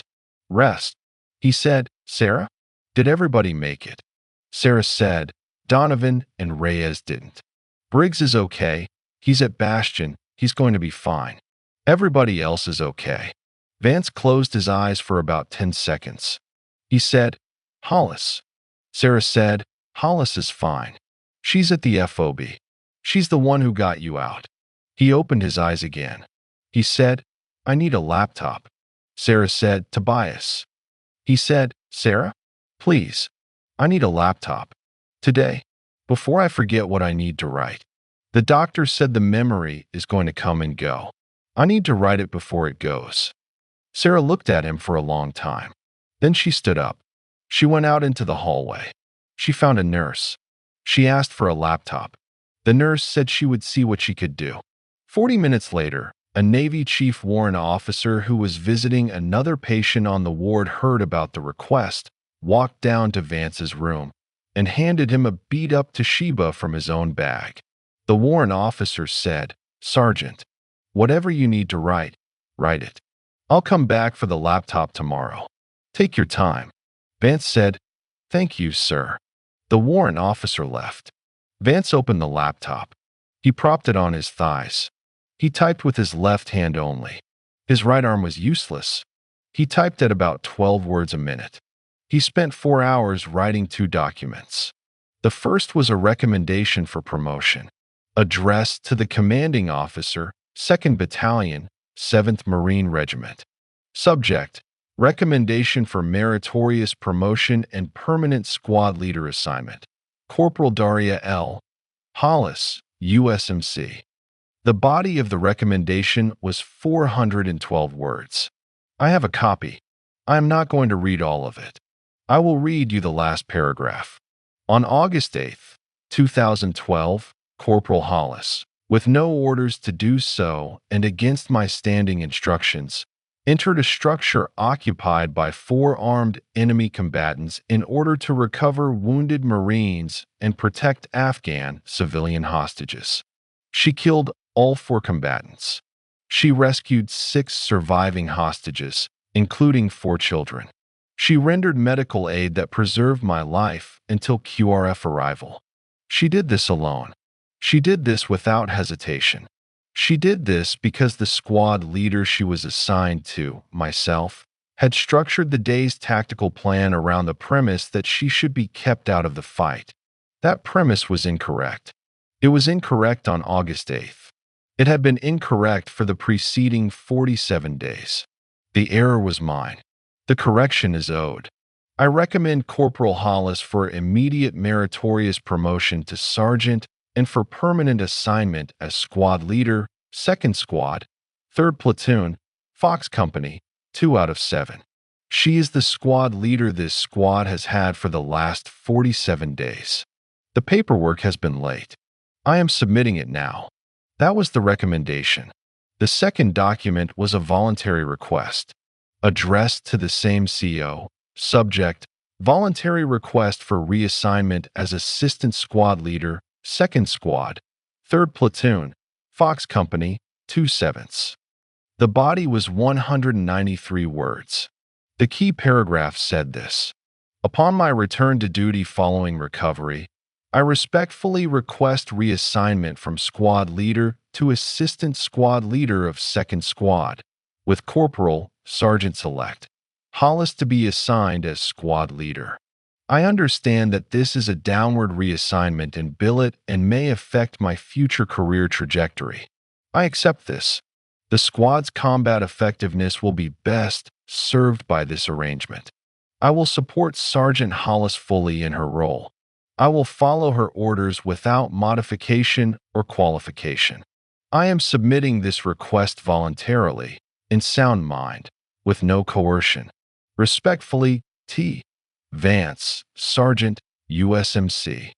He signed both documents. He spelled his last name wrong on the first signature, Vance, with an E, because his left hand was tired and he was not used to writing with it. He crossed it out. He signed again, Vance. He saved the documents. He attached them both to an email to the battalion adjutant. He typed in the subject line, for CO, read both. Today. He hit send. The time was 12:37 Germany time, 3:37 a.m. at FOB Delarum 2. He closed the laptop. He set it on the rolling table beside the bed. He looked at Sarah. He said, I should have told you about Mendez. Sarah said, I know. He said, I'm going to tell you now, if that's okay. She said, that's okay. He told her about Mendez. He told her the whole thing. Sanjin, the compound, The first IED, the scream for a corpseman. The second IED, the 40 minutes of waiting. Rosa Mendez in Albuquerque saying don't carry her. The carrying anyway. He told her about Hollis, about the truck, about 23 days, about the 24th. He cried at one point. Not for long, maybe 40 seconds. Sarah held his left hand. When he was done, she said, Tobias, did you write Hollis? He said, no. She said, why not? He said, because anything I would write her would be about me. She doesn't need that. She needs the paperwork. I sent the paperwork. Sarah thought about that for a while. Then she said, okay. He did not write to Hollis. He did not call her. He did not send a message through the battalion. He did not. In the 6 weeks he spent at Landstuhl and the subsequent 2 weeks at Balboa, communicate with her in any way except through the official record. The 2 documents arrived at the CO's office at FOB Delarum 2 at 0558 local time on August 12th. The CO read them at 0715 over coffee in his plywood office. The CO was a lieutenant colonel named Helmand. He was 43 years old. He had been in the Marine Corps for 21 years. He had read a lot of recommendations and a lot of requests in those 21 years. He had never read 2 documents like these from the same Marine on the same day. He read both of them twice. Then he stood up. He walked across the FOB to the company office. He told the Fox Company first sergeant, a man named Master Sergeant Cole, to find Corporal Hollis and bring her to the battalion office. Cole found her in the squad's hooch. She was cleaning the 240. He told her the colonel wanted to see her. She set the parts down on the rag in front of her, in order. She wiped her hands on a separate rag. She put on her blouse. She went to the battalion office. Helmand met her at the door. He shook her hand. He said, Corporal Hollis. She said, sir. He said, come in. Sit down. She sat down. He slid the 2 documents across the desk to her. He said, read these. She read them. She took her time. About 6 minutes for both. Helmand did not say anything during the 6 minutes. He watched her face. Her face did not change. When she was done, she set the documents back on the desk. She folded her hands in her lap. She said, sir, what do you want me to say? Helmand said, I don't want you to say anything. I want you to know 2 things. 1, I am approving the promotion effective immediately. 2, I am approving the reassignment effective on Sergeant Vance's return to full duty. You will be the squad leader of 2nd Squad, 3rd Platoon, Fox Company, when Vance comes back. He will be your ASL. He has requested this in writing. I have approved it. Do you have any questions? She thought about it for about 15 seconds. She said, sir, just one. Did Sergeant Vance ask you to ask me if this was okay with me? Helmand said no. He did not. She said, okay, sir. She stood up. She said, will that be all, sir? Helmand said, that will be all. Sergeant Hollis. She said, Rogers, sir. She walked out. She walked back to the squad's hooch. She finished cleaning the 240. She did not tell anyone in the squad about the promotion. They would find out 4 days later from the battalion order. She did not tell anyone about Vance's reassignment. They would find out 6 weeks later when Vance came back. She did write one thing in the notebook that night. One line. It said, he sent paperwork. He did not write me. That is the right thing. He understood. That is the only mention of Vance in the entire notebook after August 8th. Vance came back to FOB Delarum 2 on September 24, 2012, 6 weeks and 3 days after the assault. He was not at full duty. He was at limited duty. His right arm was out of the brace, but still weak. He could not carry a full combat load on his right side. He had to be careful with the calf. He wore a compression sleeve and a custom boot insert. He walked with a noticeable limp that the physical therapists at Balboa said would probably never fully go away. He had argued his way back to deployment against the strong recommendation of 3 different doctors. He had told them he had Marines downrange who needed him. The doctors had told him he was not in shape to be downrange. He had told them he was going anyway. The only question was whether they signed off or whether he did it without their signature and let the Corps figure out the paperwork later. They had signed off, with a long list of caveats that he had agreed to, and then mostly ignored. He arrived at the FOB in the afternoon. He went to the battalion office first. He checked in with the CO. Hammond shook his hand, said welcome back, did not say anything else. The reassignment was already on the books. There was nothing to discuss. Then Vance walked to the company office, then to the platoon hooch, then to the squad's hooch. It was about 16:30 when he got there. The squad was just back from a patrol. They were doing weapons cleaning. Hollis was sitting on her rack with the M4 broken down on a poncho in front of her. She was running a bore brush through the upper receiver. The hooch went quiet when Vance walked in. He stood in the doorway for a second. He looked at the squad. The squad looked at him. Park looked at him. Briggs, who had recovered from his wounds and rejoined the squad 3 weeks earlier, looked at him. The 4 new Marines who had been assigned to replace Donovan and Reyes, plus the 2 slots that had been short before, looked at him with the particular look that new Marines reserve for veterans of an action they have heard about, but were not at. Vance found Hollis with his eyes.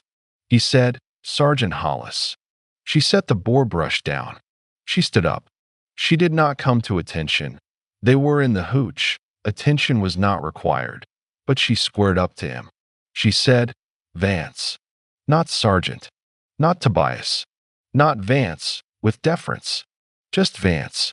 The way you say a name you have decided you are going to use as a name from now on, with no rank attached, because the rank is now yours and the name is now his. He understood. His face did not change, but he understood.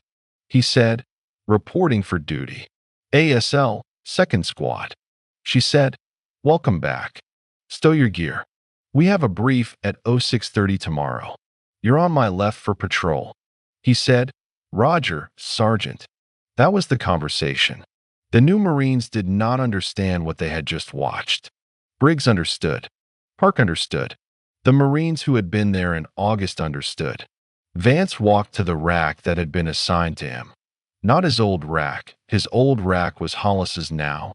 She had not moved into it, but the squad's internal arrangement of who sleeps where had shifted in his absence, and his old rack was being used by Briggs, who had taken it without asking permission from anybody. The way the most junior Marine in a squad sometimes claims a thing that nobody wants to give him formally. And he stowed his gear. He sat down on the rack. He took out his own weapons cleaning kit. He started cleaning his M4. Nobody said anything for about 10 minutes. Then Park, from across the hooch, said, "Hey, Vance." Vance looked up. Park said, "Welcome back." Vance said, "Thanks, Park." Park went back to his own cleaning.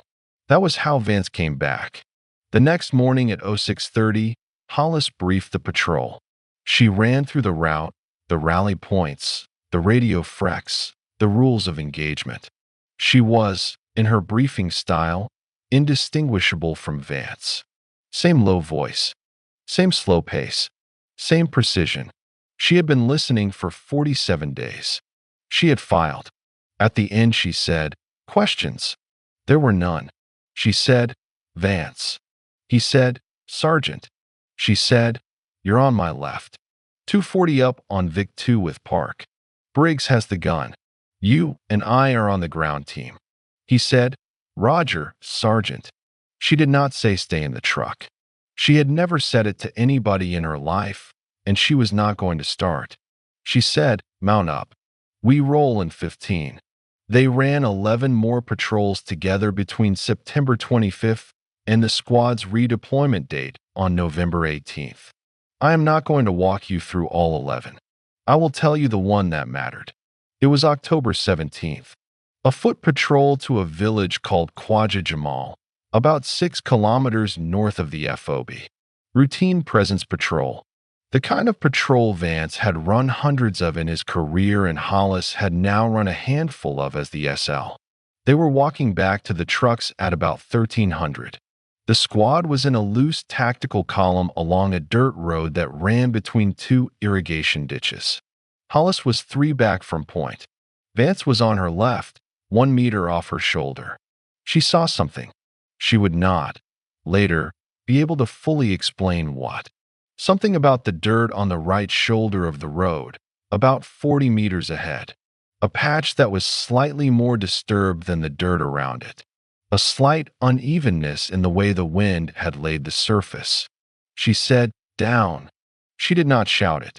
She said it at conversational volume, but with absolute authority. Every Marine in the column went down, including Vance. Vance went down first, actually, by maybe 1/10 of a second. He did not look to see what she had seen. He did not ask. He heard the word, and his body was on the ground before his brain had processed who had said it. That was the thing. That was the test, if you want to call it a test, although neither of them would have called it that. Vance had spent every day of his Marine career being the man who said down and watched other Marines hit the dirt. He had never, in 11 years, been a Marine on the ground because a different Marine had said the word. He had no muscle memory for it. He had no training for it. The training assumes that the man giving the order is the man you have been told to listen to, and the body learns to listen to the rank, not the person. But that day on the road outside Khwaja Jamal, when Hollis said down, Vance went down before his rank had a chance to argue. He did not think about it. He did not decide. His body just did it. That is the moment, if you want a moment, when the squad belonged to her. Not when the colonel signed the paperwork. Not when Vance wrote the recommendation from a hospital bed in Germany. Not when she walked back out of the Kadir compound carrying a 3-year-old. Those were administrative facts. The real fact was a man going to ground on a dirt road because a woman 3 feet from his shoulder had used a quiet word. She crawled forward, slowly, about 10 meters. She put her eye to the dirt. She saw it. A pressure plate. Crude. 2 boards. A battery wire running off into the irrigation ditch on the right. She crawled back. She called Yodi. Yodi came out from the FOB and disposed of it. It was a 15-pound charge buried under the road. It would have killed the next 2 Marines who stepped on it and wounded everyone within 10 meters. The point man was 4 meters from triggering it when she said down. She wrote in the notebook that night, Khwaja Jamal Road. IED 15 pounds. No casualties. Vance went down on my call. Without looking. That is the squad now. That is the only entry in the notebook that contains an explicit observation about command. It is 2 sentences long. She did not underline either sentence. The squad redeployed to Camp Pendleton on November 18, 2012. I told you, near the beginning, that Vance and Hollis had exactly 1 conversation about the 47 days. I told you it lasted approximately 4 seconds. I told you it took place in a hallway in the Camp Pendleton barracks in November of 2012. This is that conversation. It was the 3rd day after the squad's return. November 21st, 2012. The day before Thanksgiving. The barracks was mostly empty. Most of the squad was already on leave, gone home to families, gone to find girlfriends, gone to drink in towns that were not Oceanside.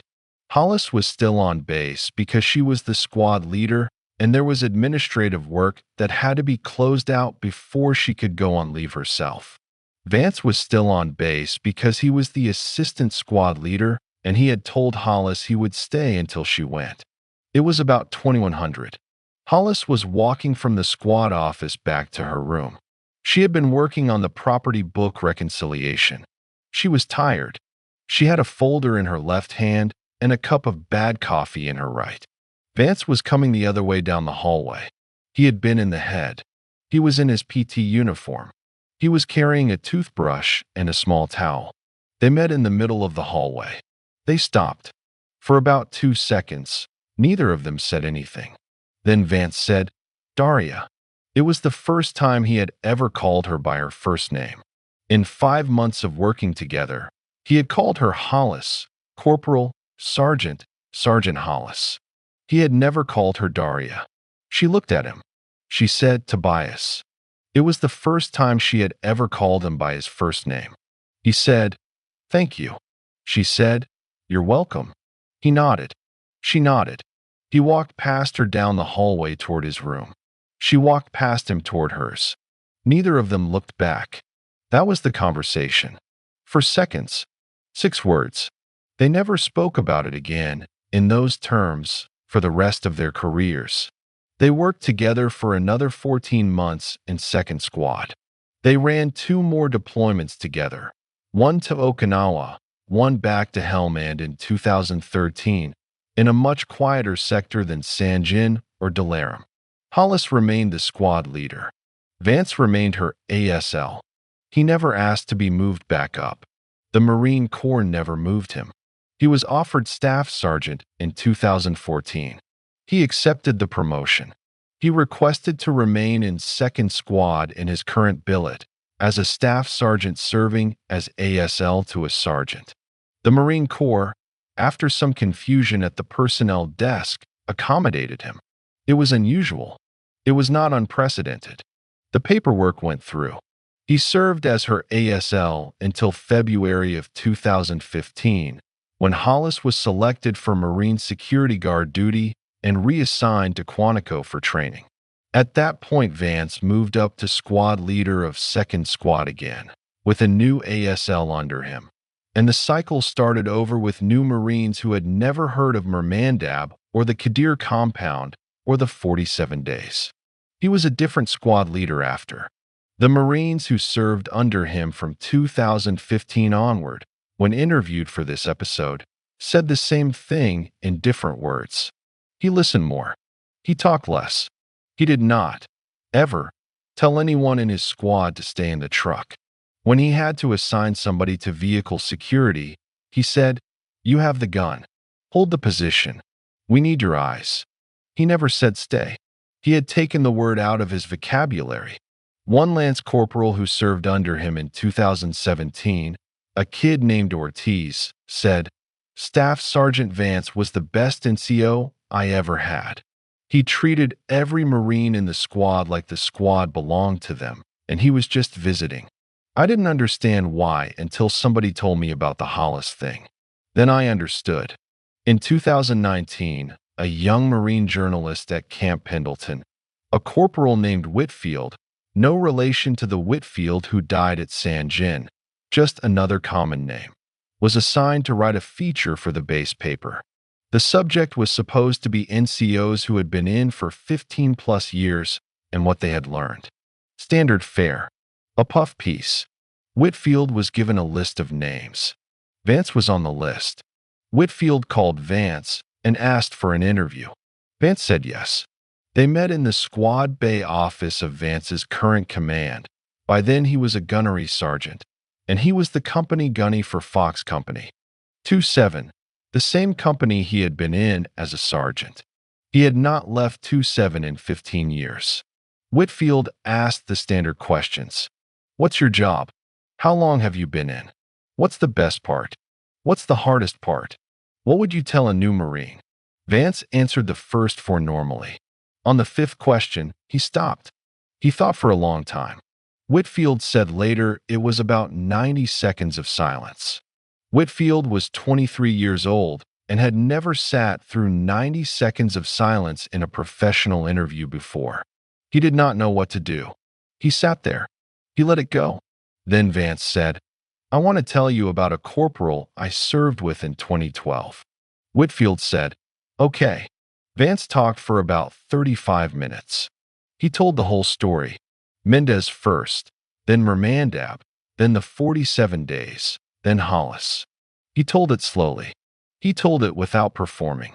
He did not cry. He did not pause for effect. He just talked. At the end, Whitfield asked the question that, to his credit, was the right question. Whitfield said, Gunny, what would you say to your sergeant self If you could go back. That is when Vance said the thing. The thing I read you at the very beginning of this episode. I am going to read it to you again. Because now you have the context. Now you know what it costs. Vance said, I said it 23 times. Stay in the truck. Stay in the truck. Hollis, stay in the truck. I meant it every single time. And I was wrong every single time. The 24th time, she didn't listen. That's why I'm sitting here talking to you. That's why my wife has a husband. That's why my daughter has a father. I owe everything I have to a woman I spent 47 days keeping out of the fight. Whitfield wrote it down. He went back to his desk. He wrote a 1,500-word feature. He turned it in to his editor. His editor cut it to 600 words. The story ran on page 11 of the Pendleton Scout on March 14, 2019, next to a piece about the new gym hours. Almost nobody read it. Hollis read it. She was, by that point, a gunnery sergeant herself, stationed at Marine Corps Base Quantico, working as an instructor at the Marine Security Guard School. Somebody she had served with mailed her a clipping. She read it sitting at her desk in her office in Quantico. She read it twice. She put it in a manila folder in her bottom drawer. She did not call Vance. She did not write to him. She did not say anything to anybody about it. The folder is still in her drawer, or it was as of 2023, the last time I asked. But 2 weeks after the article ran, in early April of 2019, a package arrived at Vance's quarters at Camp Pendleton. Small box. No return address. Postmark Quantico, Virginia. He opened it. Inside was a small object wrapped in brown paper. A note on top of the paper. The note said, in Hollis's handwriting, "You can put this down now. D." He unwrapped the paper. Inside was a small piece of ceramic. Cracked. Beige-colored. About the size of a quarter. It took him a few seconds to understand what it was. It was a piece of the SAPI plate from her plate carrier. The same plate carrier I have on my kitchen table in front of me now. The piece had been cut from the cracked area around the second bullet hole, the one in the left side, the one that had come close to killing her. She had cut it out herself, sometime between 2012 and 2019, and kept it. And then, after reading the article, she had decided he should have it. Vance held it in his left hand for a long time. His wife, Sarah, came into the room. She asked what it was. He showed her. He told her what the note said. He told her what the piece was. Sarah said, "What does it mean?" Vance said, "It means I can stop carrying her." Sarah said, "Mendez?" Vance said, "Both of them." He put the piece of ceramic on the dresser, next to a photograph of Sarah and Eliza and their second child, a son named Mateo, who had been born in 2015. The ceramic stayed on the dresser for the rest of Vance's career. It is still there. He is still serving. He is a master gunnery sergeant now. He is on what he says is his last enlistment. He turns 44 next year. He never wrote Hollis back. He didn't need to. She knew. Gunnery Sergeant Daria Hollis is, as of the recording of this episode in 2024, a first sergeant. She made the rank in 2023. She is the first sergeant of an infantry company at Camp Lejeune, North Carolina. The company has 173 Marines in it. 12 of them are women. None of them have ever been told to stay in the truck. Not in those words. Not in any words. I asked her, when I interviewed her for this episode, whether she ever thought about Mermandab. She said, "Every day." I asked her what part she thought about. She said, the 3-year-old. She'd be 15 now. I don't know her name. We had her in the hospital for 9 days. Miriam took her home. I don't know what happened to them after. I said, "Did you ever try to find out?"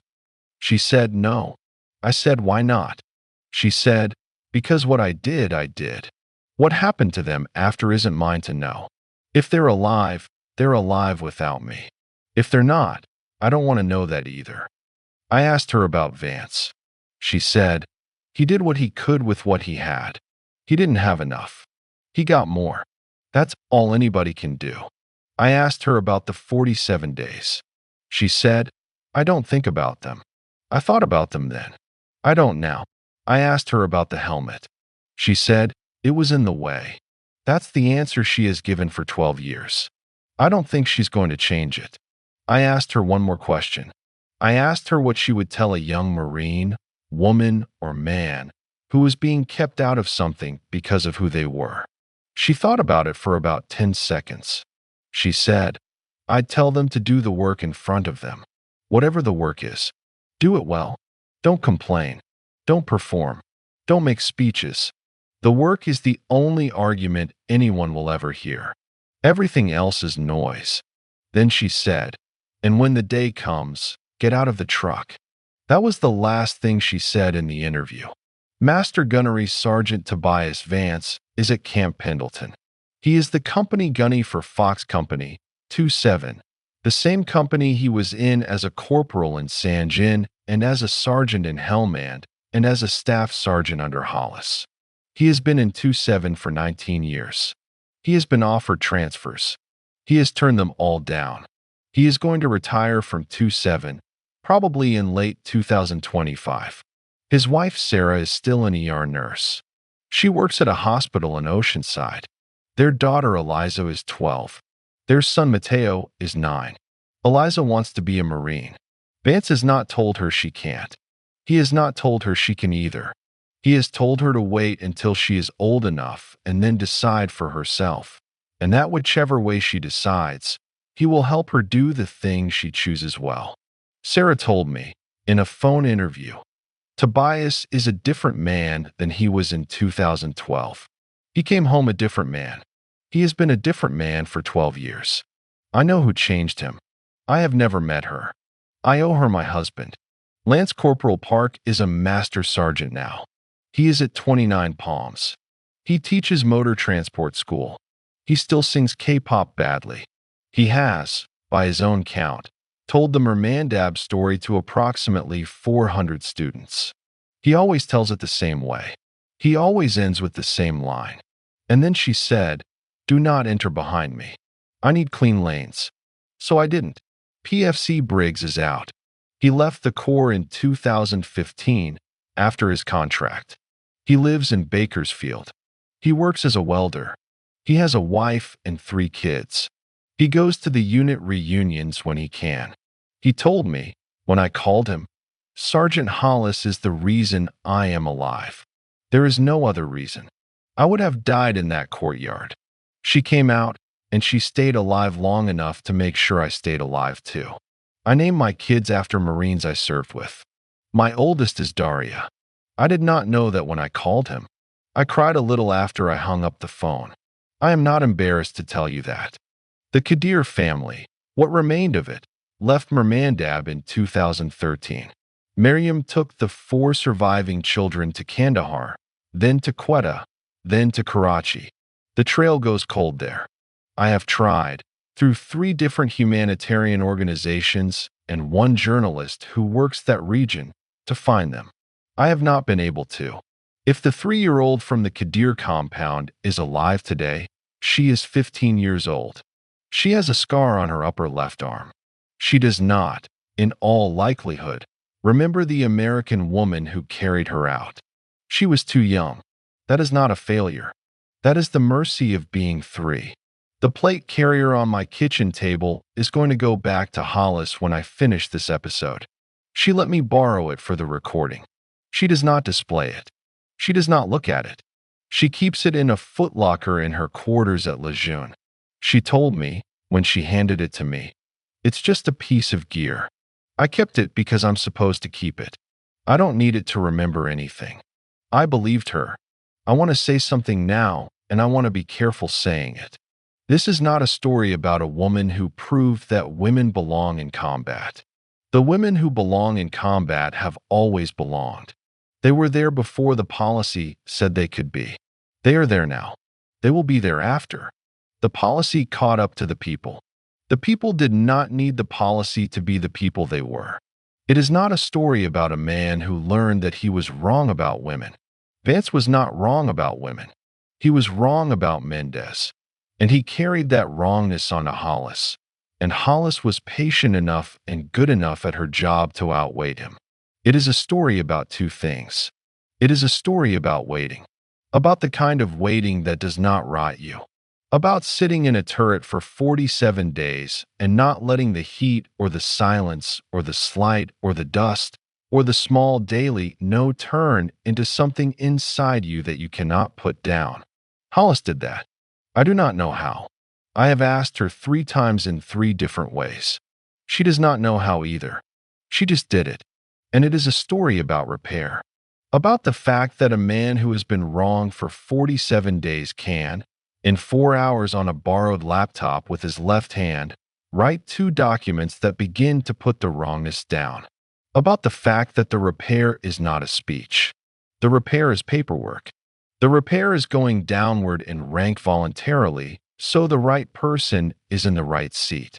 The repair is showing up at the squad base 6 weeks later with your gear in your hand and saying reporting for duty, ASL, 2nd Squad, and not making a single demand about how you are addressed or remembered.